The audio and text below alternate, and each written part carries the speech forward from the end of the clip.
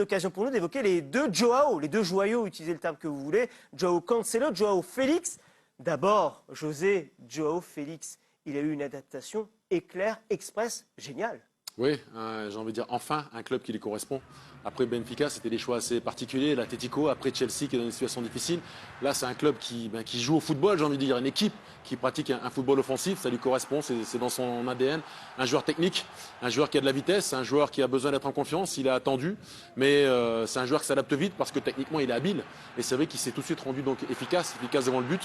Il s'est vite adapté. On sent qu'il a aussi le sentiment que c'est la dernière possibilité pour lui, peut-être, justement, de s'inscrire dans un grand club. Parce que les doutes aussi persistent sur lui. Ça fait un moment qu'il est au plus haut niveau, mais qu'il a du mal à franchir un palier.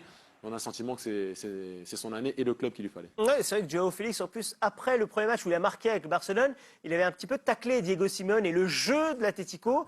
C'est vrai qu'au Barça, on a l'impression qu'il a réussi à intégrer ce jeu barcelonais, justement. On a bien vu qu'à l'Atlético, il avait du mal. Hein. Il ne s'est pas trop adapté au style Diego Simeone. Il l'a dit plusieurs fois, ça a clashé même. Même aux entraînements, il n'était même pas avec les remplaçants. Aujourd'hui, on voit qu'il est comme un poisson dans l'eau. Il s'amuse bien avec ses nouveaux coéquipiers. En plus, les statistiques parlent pour lui.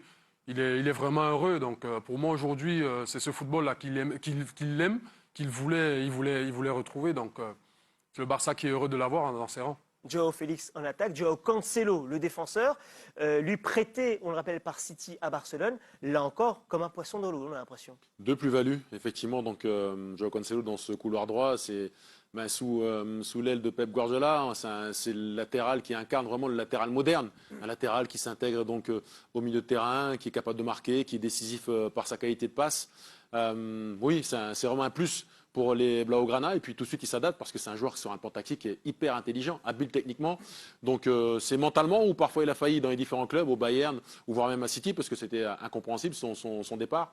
Mais pour l'instant, en tous les cas, l'adaptation elle est claire et l'efficacité elle est également donc au rendez-vous. José l'a dit, techniquement, Joao Cancelo, il est fort, très fort, impressionnant, mais au final, il a réussi à se mettre à dos. Pep Guardiola, Thomas Tuchel également au Bayern, c'est fou d'être aussi bon peut-être sur le terrain et de se mettre à dos de tel coach, non?